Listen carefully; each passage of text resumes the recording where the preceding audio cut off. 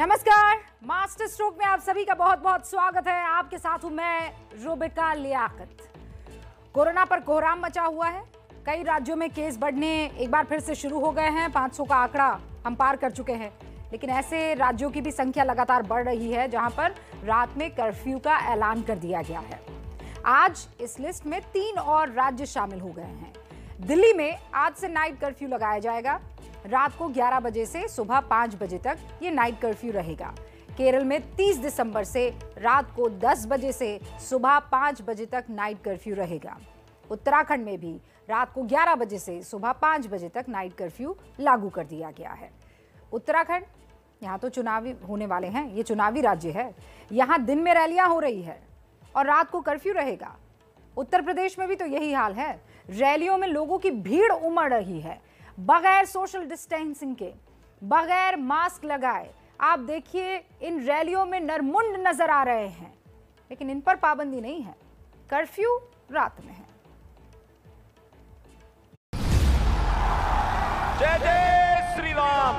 मैं आपके बीच आया हूं इस बात को लेकर के। उत्तर प्रदेश के मुख्यमंत्री योगी आदित्यनाथ ने आज 2 रैलियां की। प्रतापगढ़ और सीतापुर में दोनों ही रैलियों में बड़ी संख्या में लोगों की भीड़ थी, लेकिन मास्क किसी ने नहीं पहना था। बीजेपी के कार्यकर्ता जुटे तो थे, लेकिन बिना मास्क और सोशल डिस्टेंसिंग के। इसीलिए ये सवाल पूछा जा रहा है कि दिन में रैली और रात में कर्फ्यू क्यों?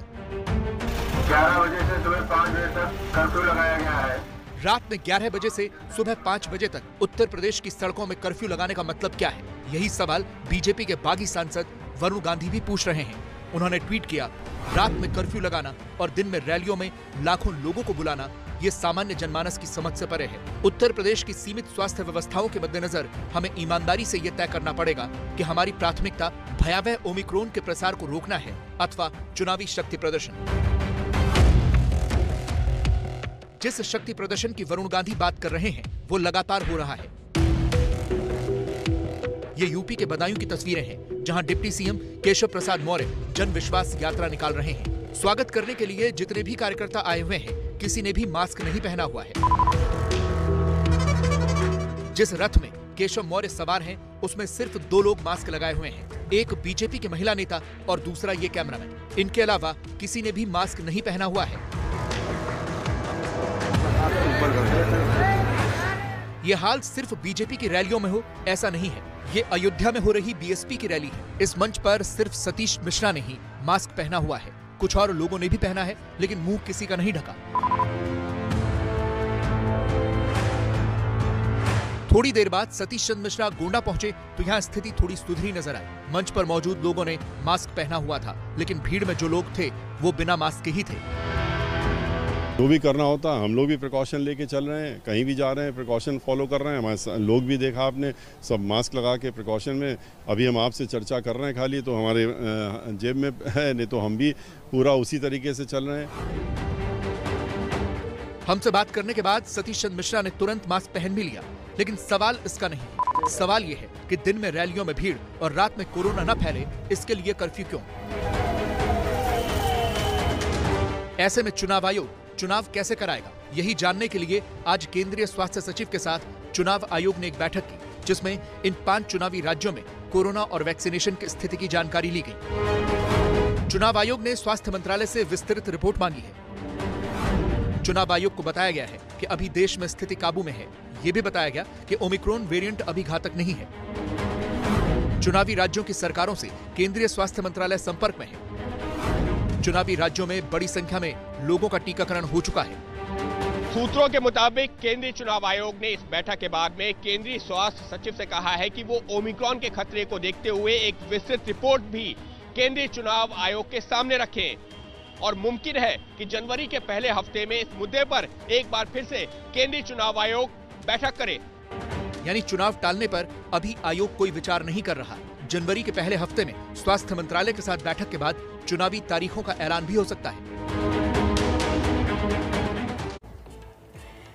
अब सवाल यह है कि अगर लोकतंत्र में चुनाव नहीं होगा तो काम कैसे चलेगा? चुनाव है तो प्रचार है, प्रचार है तो भीड़ है, और भीड़ है तो कोरोना है। तो फिर ऑप्शन क्या है, विकल्प क्या है हमारे पास? क्या नेतागण अपना चुनावी प्रचार ऑनलाइन कर सकते हैं, क्योंकि कोरोना काल में तो सब कुछ ऑनलाइन ही हो रहा है। ऑफिस से काम हो रहा है, वर्क फ्रॉम होम, ऑफिस के काम जो है वो घर से हो रहे हैं, बच्चों की क्लासेस ऑनलाइन हो रही है, शॉपिंग ऑनलाइन हो रही है, तो क्या नेताओं की रैलियां ऑनलाइन नहीं हो सकती? इन सवालों का जवाब इंद्रजीत राय, मेरे सहयोगी, ने इस रिपोर्ट में देने की कोशिश की है।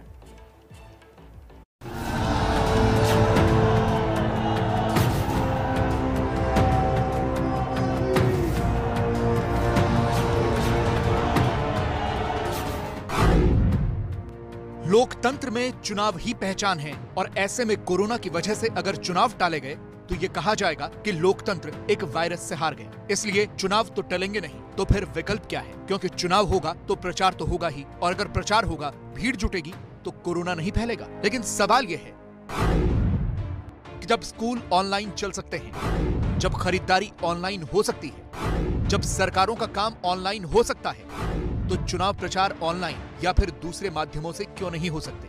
क्या चुनाव प्रचार वर्चुअल या फिर ऑनलाइन हो सकता है? और अगर हो सकता है तो इसकी संभावनाएं क्या हैं? इस पर कितना खर्च आएगा और ये कैसे होगा?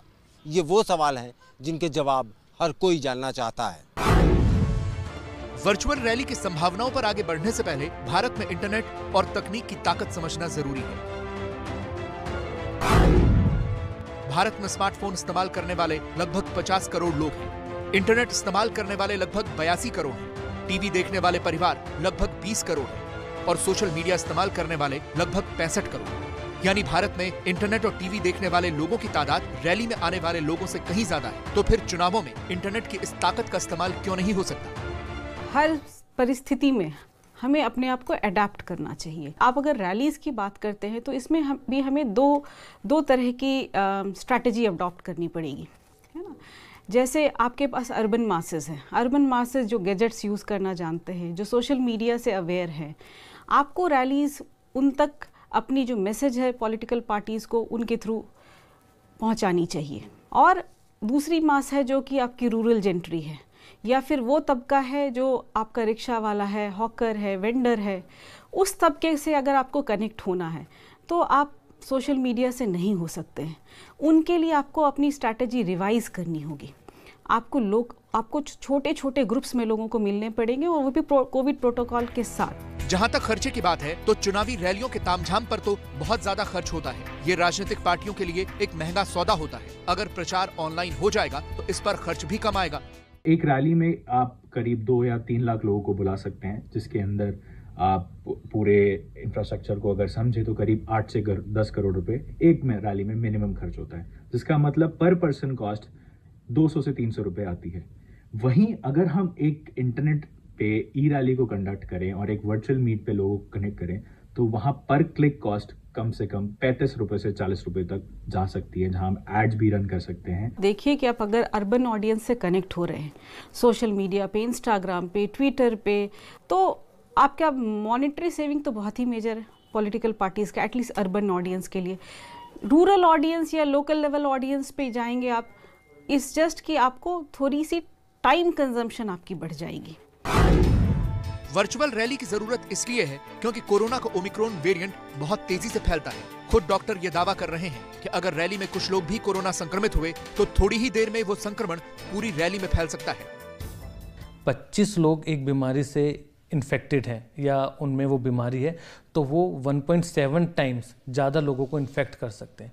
तो वो 42 से 45 लोगों में उस समय बीमारी को फैला सकते हैं। ओमिक्रॉन के लिए जैसा हमारे पास अभी पता है कि जितना भी अवेलेबल डाटा है कि इसकी फैलने की जो कंटेजियसनेस है वो बहुत तेज़ है, तो हमें इसमें बचाव जरूरी है, रैलियों को रोकना चाहिए।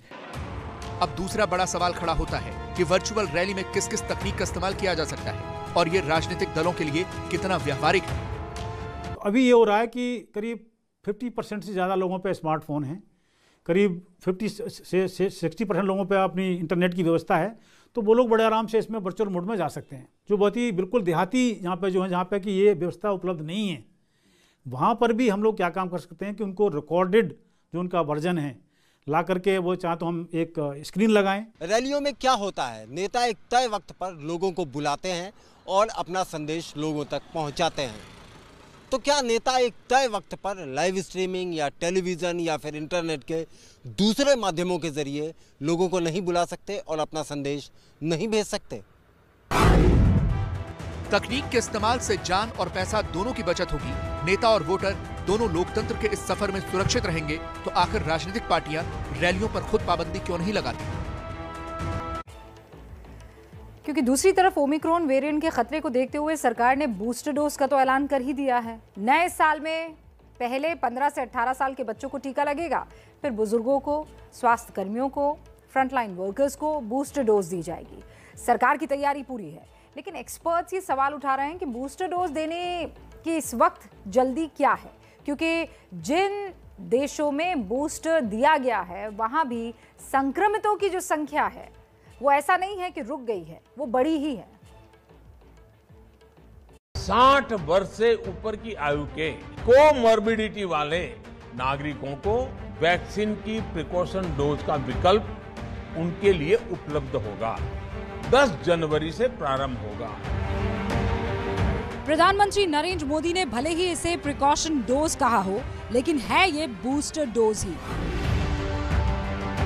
हेल्थ केयर और फ्रंटलाइन वर्कर्स के अलावा बूस्टर डोज 60 साल से ऊपर बीमार बुजुर्गों को भी दी जाएगी। लेकिन बूस्टर डोज देने के सरकार के फैसले पर जानकार हैरान है। जानकारों का कहना है कि बूस्टर डोज देने का फायदा होगा, इसका कोई सबूत नहीं है।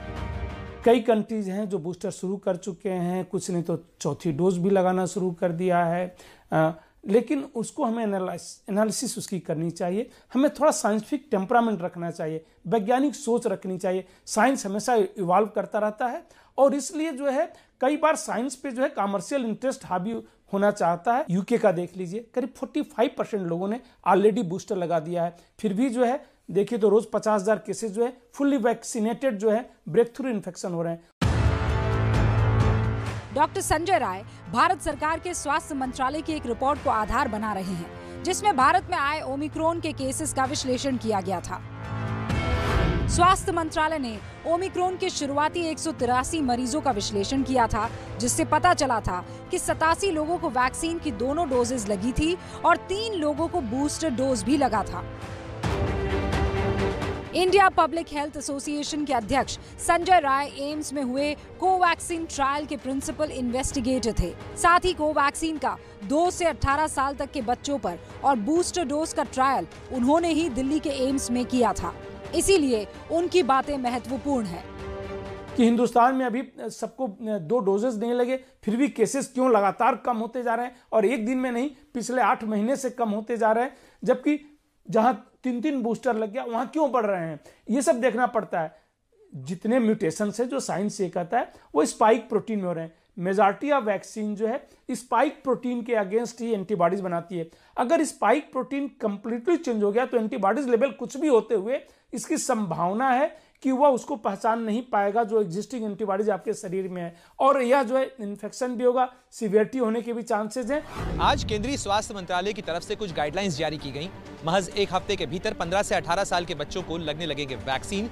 कोमॉर्बिडिटी रखने वाले बुजुर्गों और स्वास्थ्य कर्मियों को लगाए जाएंगे बूस्टर डोज।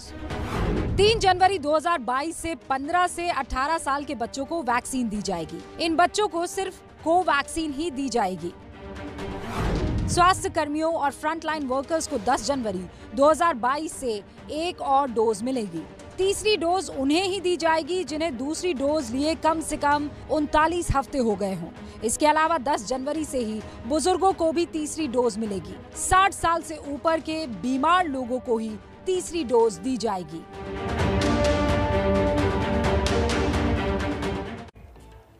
लेकिन ये बात भी सच है कि लगातार इस बात की मांग हो रही थी कि बूस्टर डोज देश में जल्द से जल्द दिया जाना चाहिए और बच्चों की वैक्सीन की भी जल्दी एक नीति सामने रखी जाए। मास्टर स्ट्रोक में अब उत्तर प्रदेश के चुनावी घमासान में बीजेपी के मास्टर प्लान 16 का विश्लेषण करेंगे।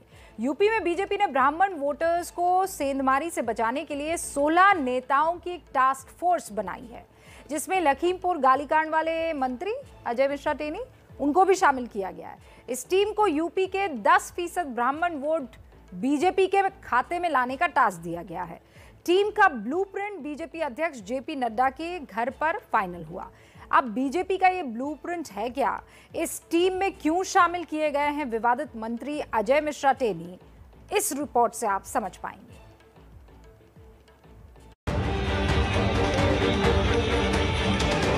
ब्राह्मणों के लिए अगर किसी पार्टी ने किया है तो वह भारतीय जनता पार्टी है। ब्राह्मण नाराज नहीं है, वो हवा बना रहे हैं ओपोजिशन वाला। सबसे ज्यादा सम्मान अगर ब्राह्मणों का है तो वो भारतीय जनता पार्टी के अंदर है। बीजेपी भले ही ये दावा करे कि यूपी में ब्राह्मण उससे नाराज नहीं है, लेकिन खतरे की आशंका उसे जरूर है, जिसका सबूत है ये दो तस्वीरें। पिछले 24 घंटे में पहले बीजेपी के यूपी प्रभारी और फिर पार्टी अध्यक्ष जेपी नड्डा ने 2 हाई प्रोफाइल बैठक की, जिसमें उत्तर प्रदेश के ब्राह्मण नेताओं के साथ मंथन हुआ। मकसद यूपी में ब्राह्मणों को साधना है। इन दोनों बैठकों के बाद यूपी के ब्राह्मणों के लिए पार्टी ने एक खास ब्लूप्रिंट तैयार किया है। यूपी में ब्राह्मण बीजेपी के लिए खतरे की घंटी न बन जाए, इसके लिए हुए मंथन के बाद अब बीजेपी ने 16 सदस्यीय एक कमेटी बनाई है, जिसे ये जिम्मेदारी दी गई है कि ब्राह्मण वोट छिटकने न पाए।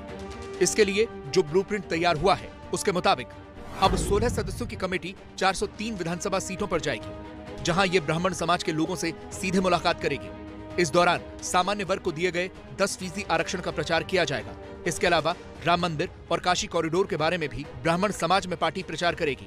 ये कमेटी लोगों को बीजेपी में ब्राह्मण मंत्रियों, विधायकों और सांसदों की संख्या बताकर ये भी समझाने की कोशिश करेगी कि ब्राह्मण समाज बीजेपी में ही सुरक्षित है।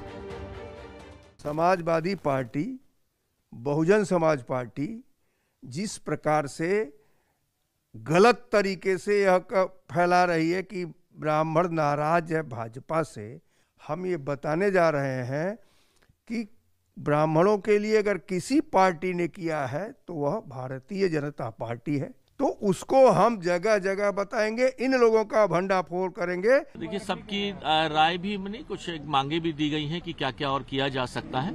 ऐसा एक मांग पत्र भी दिया गया है। तो सभी लोग मिलकर दोबारा से हमारी भारतीय जनता पार्टी नीति सरकार, मोदी जी के नेतृत्व में योगी जी का सुशासन और इन सबको लेते हुए दोबारा से हमारी सरकार बनेगी, इसमें कोई दो राय नहीं। बीजेपी ने प्रदेश में ब्राह्मणों को रिझाने के लिए जो कमेटी बनाई है, उसमें केंद्रीय गृह राज्य मंत्री अजय मिश्रा टेनी को भी जगह मिली है।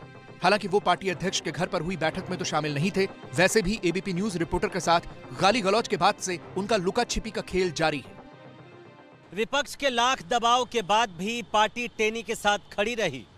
दरअसल बीजेपी इससे ब्राह्मण समाज को ये संदेश देना चाहती है कि बुरे वक्त में भी वो एक ब्राह्मण नेता के साथ खड़ी है और वही ब्राह्मणों की सबसे बड़ी हितैषी पार्टी है। एबीपी न्यूज रिपोर्टर के साथ गाली गलौज के बाद से टेनी बीजेपी के गले की फांस बन गए हैं। अब पार्टी के लिए एक तरफ कुआं है तो दूसरी ओर खाई वाली स्थिति हो गई है, क्योंकि टेनी को हटाने से ब्राह्मण वोट खिसक सकता है। ब्राह्मण वोट बीजेपी का बड़ा वोट बैंक है, ओपिनियन मेकर माना जाता है। 2014 के लोकसभा चुनाव में यूपी में बीजेपी को 72% ब्राह्मणों का वोट मिला था। 2019 के लोकसभा चुनाव में बीजेपी के खाते में 82% ब्राह्मण वोट आए।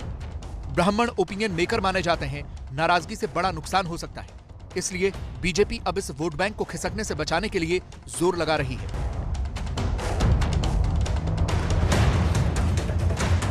मैं दावे के साथ कहता हूं, एक एक ब्राह्मण समाज का भाई बहन बेटा बच्चा सभी लोग भारतीय जनता पार्टी के साथ हैं।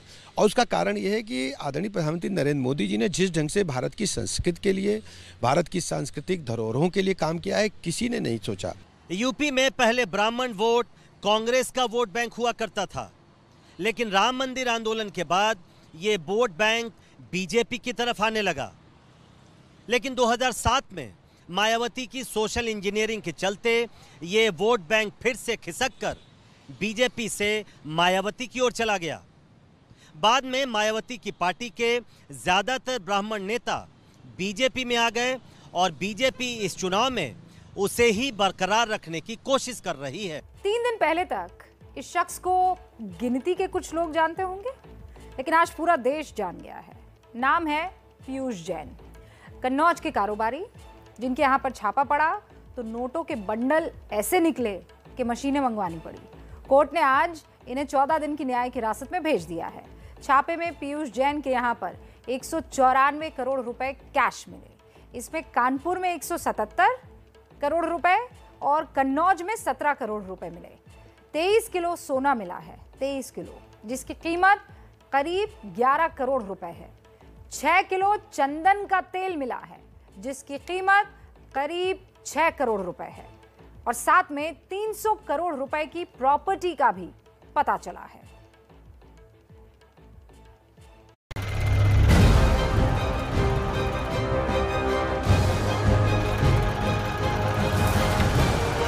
$5 करोड़ की टर्नओवर वाली कंपनी के मालिक के पास कहां से आया 194 करोड़ रुपए कैश? नोटबंदी के बाद सिर्फ 5 साल में एक छोटे से कारोबारी ने कहां से जमा कर लिए 194 करोड़ रुपए नकद? पीयूष जैन ने अपने घर पर इतना ज्यादा कैश क्यों रखा था, जिसकी गिनती के लिए नोट गिनने वाली 5 मशीनें लानी पड़ी? जो भी नोट बरामद हुई है, एक एक जो नोट है उसकी 100 नोटों की बंडल बना करके इन पर्चियों को लगाया जाएगा और इनको लगा करके ये जो नोट के बंडल्स हैं उनके पैकेट्स बनाए जाएंगे और पैकेट्स बना करके उसको सीज करने की कार्रवाई होगी। जाहिर सी बात है, इतनी बड़ी मात्रा में कैश का मिलना संदेह तो पैदा करता ही है। ये इसलिए भी और ज्यादा अहम हो जाता है जानना, क्योंकि यूपी में चुनाव बेहद करीब है। चुनाव में पैसा किस तरह पानी की तरह बहाया जाता है, ये किसी से छुपा हुआ नहीं है। कि शाम से अब तक लगातार ये कार्रवाई जारी है। इससे पता चलता है कि घर के अंदर बहुत सारी ऐसी चीजें मिली हैं जिसका फिलहाल खुलासा होना बाकी है। जीएसटी सूत्रों के मुताबिक जो जानकारी सामने आ रही है उसमें पता चला है कि पूछताछ के दौरान पीयूष जैन ने कहा है कि सारा पैसा उसका नहीं है। जांच अधिकारियों को उसने अलग अलग कहानियां बताई हैं। पीयूष जैन की इन बातों पर जांच अधिकारियों को शक है। धन के काले कुबेर के यहाँ से बरामदगी की ये कहानी जीएसटी चोरी से शुरू हुई थी। सूत्रों का कहना है कि यह चोरी मात्र 12 करोड़ रुपए की थी। इस मामले में जीएसटी इंटेलिजेंस अहमदाबाद ने जब छापेमारी शुरू की तो उन्होंने यूपी की जीएसटी इंटेलिजेंस को भी अपने साथ नहीं लिया। संभवतः उन्हें शक था कि उनकी खबर बाहर फैल जाएगी और उनकी रेड नाकाम हो जाएगी। अब सबसे बड़ा सवाल यह है कि कैश में मिले करोड़ों रुपए किसके हैं, क्योंकि अगर पीयूष की कंपनी का टर्नओवर ही 5 करोड़ रुपए का था तो फिर 194 करोड़ रुपए कैश उसके यहाँ कहां से आया? क्या इस कैश का संबंध काले धन यानी ब्लैक मनी से तो नहीं है? ये सवाल इसलिए है क्योंकि ब्लैक मनी के खिलाफ 5 साल पहले सरकार ने बहुत बड़ा फैसला लिया था। फैसला था नोटबंदी का। दावा तो यही था कि नोटबंदी काले धन के खिलाफ सबसे बड़ी कार्रवाई है, लेकिन 5 साल बाद इतनी बड़ी मात्रा में कैश बरामद होना और वो भी एक व्यवसायी के यहाँ, क्या यह साबित करता है कि नोटबंदी का काले धन पर कोई असर हुआ ही नहीं? काले धन का एक एक नोट चिल्ला चिल्ला के चीख चीख के कह रहा है केंद्र सरकार, भारतीय जनता पार्टी, आपकी नोटबंदी की जो पॉलिसी थी वो फेल है, फेल है, फेल है। काला धन आज भी जिंदा है। पीयूष जैन के पास से मिले 194 करोड़ रुपए का अगर टैक्स भरा गया होता तो सरकार को इससे करीब 58 करोड़ रुपए इनकम टैक्स के रूप में मिले होते। छापेमारी का आलम यह रहा कि अभी तक छापेमारी में केवल जीएसटी इंटेलिजेंस की टीम ही छापेमारी कर रही है और उसने इस मामले में आयकर विभाग और दूसरे विभागों को बुलाया तक नहीं। जीएसटी की जितने कर की चोरी होती है उतनी रकम के बाद दूसरे विभागों को, जिनमें आयकर विभाग प्रमुख तौर पर शामिल होता है, उसे जांच के लिए बुलाया जाता है। क्योंकि इतनी बड़ी रकम आखिर कहां से आई, उस पैसे के स्रोत की जांच आयकर विभाग और दूसरे विभाग मिलकर करते हैं। लेकिन इस मामले में अभी तक आयकर विभाग को न बुलाया जाना अपने आप में कई सवाल खड़े करता है।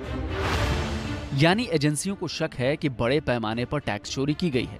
सीजीएसटी की टीम ने पीयूष जैन को कानपुर की स्पेशल ट्रांजिट रिमांड कोर्ट में पेश किया, क्योंकि जांच के लिए उसे कई जगहों पर ले जाना पड़ सकता है। इनका जो एडवोकेट है, जो डिफेंस एडवोकेट है, वो रिमांड रोकने की प्रोसीडिंग कर रहा है। 14 दिन का होता है। पीयूष जैन की संपत्ति की जांच करते हुए एबीपी न्यूज को त्रिमूर्ति फ्रेग्रेंस प्राइवेट लिमिटेड नाम की कंपनी के बारे में पता चला, जिसके बारे में जानकारी मिली कि ये पीयूष जैन के एक रिश्तेदार की है।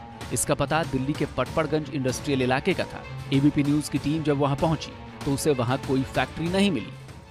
त्रिमूर्ति fragrance and flavour private limited यही कंपनी है? ये एक परफ्यूम या इत्र बनाने वाली कंपनी नहीं है कोई? फिर ये किस चीज़ की कंपनी है? सर तो गत्ते की कंपनी है। गत्ते की है? कुल मिलाकर पीयूष जैन के यहाँ पड़े छापे के कई सारे राज अभी सामने आने बाकी हैं। दिल्ली से ओम प्रकाश तिवारी और कानपुर से रणवीर के साथ संजय त्रिपाठी की रिपोर्ट।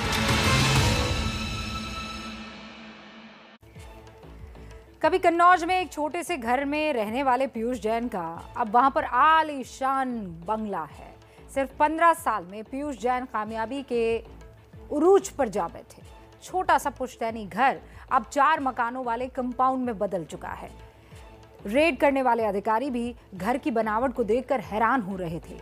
इसमें सीक्रेट तहखाने बने हुए हैं जिनमें करोड़ों रुपए कैश, सोने की ईंटें बाकायदा छिपाई गई थी।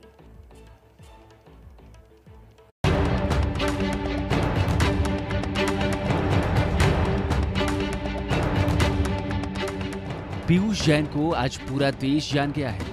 3 दिन पहले यूपी में कानपुर और कन्नौज के लोगों को छोड़कर शायद ही लोग इन्हें जानते होंगे, लेकिन छापेमारी में मिले करोड़ों रुपए और संपत्ति के बाद हर जगह पीयूष जैन के ही चर्चे हैं। पीयूष जैन का शुमार भारत के बड़े इत्र कारोबारियों में होता है।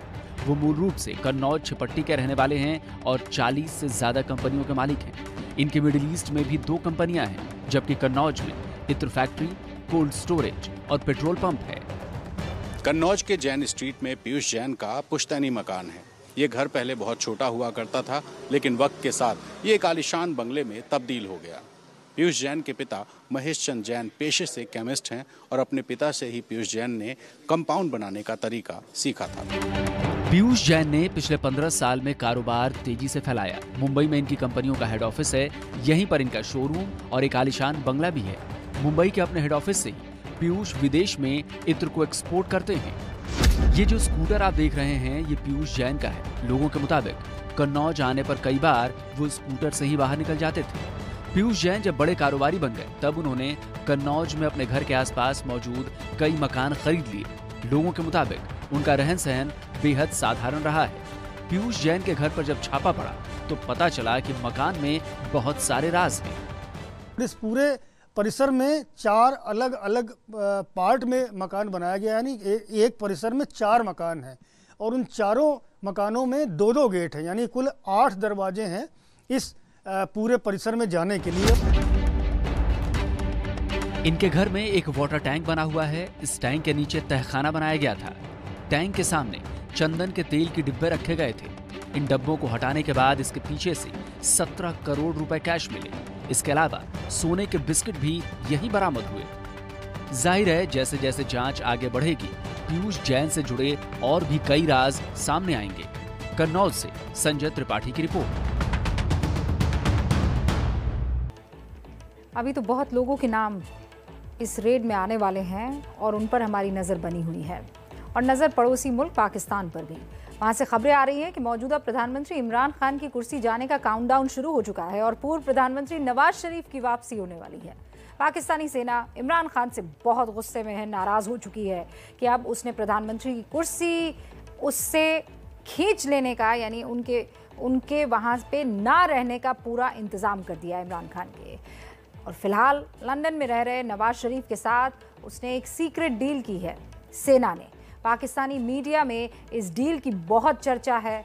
इस डील के तहत इमरान खान आउट और नवाज शरीफ की एंट्री होगी। क्या नवाज शरीफ की पाकिस्तान में वापसी हो रही है? क्या इमरान खान की कुर्सी जाने वाली है? पाकिस्तान में एक बार फिर पूर्व प्रधानमंत्री नवाज शरीफ की वापसी के चर्चे शुरू हो गए हैं। खबर आ रही है कि हर मोर्चे पर नाकाम हो चुके इमरान खान को हटाने की तैयारियां पूरी हो चुकी हैं। सेना एक बार फिर नवाज शरीफ से बातचीत कर रही है। आपको बता दें कि नवाज शरीफ नवंबर 2019 से ही लंदन में रह रहे हैं। नवाज को फौज के विरोध की वजह से कुर्सी गंवानी पड़ी थी। नवाज शरीफ और उनके परिवार के खिलाफ भ्रष्टाचार के केस चल रहे हैं। खबरों के मुताबिक नवाज के मुल्क लौटने की स्क्रिप्ट पर काम पिछले 3 महीने से चल रहा है, क्योंकि फौज अब इमरान खान से तंग आ चुकी है। पाकिस्तानी सेना तब्दीली के नाम पर इमरान खान को सत्ता में लाई थी, लेकिन वो पूरी तरह नाकाम रहे हैं। मुल्क में उनके खिलाफ नफरत पैदा हो चुकी है। इमरान की कारगुजारियों की वजह से फौज की भी फजीहत हो रही थी। दरअसल पिछले दिनों इमरान खान और उनकी पार्टी पीटीआई के गढ़ खैबर पख्तूनख्वा में स्थानीय निकायों के चुनाव हुए, लेकिन उनकी पार्टी मेयर की एक भी सीट नहीं जीत सकी।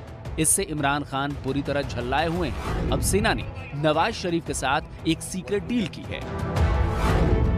डील के मुताबिक अगले साल नवाज शरीफ वापस पाकिस्तान आएंगे। वापस आने के बाद नवाज शरीफ को कुछ महीने जेल में बिताने पड़ेंगे। उसके बाद फौज और अदालत मिलकर नवाज के खिलाफ केस को खत्म करेंगे। इसके बाद नवाज शरीफ की सत्ता में वापसी का रास्ता साफ हो जाएगा। यानी साफ है कि इमरान खान के जाने का काउंटडाउन शुरू हो चुका है। लेकिन ये भी देखना दिलचस्प होगा कि क्या नवाज शरीफ की वापसी होगी तो उनका रुख फौज के खिलाफ नरम पड़ जाएगा। अब ये तो उस मुल्क का ट्रेंड है, एक आता है दूसरा जाता है और ये सब कठपुतली की तरह सेना के हाथों द्वारा नचाए जाते हैं। तो कूपर आज हमने #Why नाइट कर्फ्यू पर पूछा कि क्या नाइट कर्फ्यू से ओमिक्रॉन को रोकने में हमें मदद मिल जाएगी।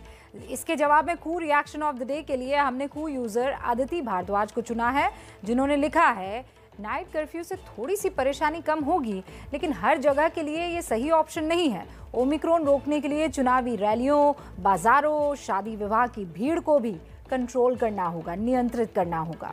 इसी तरह आप भी अपनी राय हमेशा हम तक पहुंचा सकते हैं हर रोज @ABP न्यूज़ हैंडल को कू पर फॉलो करके। अगर आपकी राय शानदार हुई तो वो मास्टर स्ट्रोक का हिस्सा बनेगी।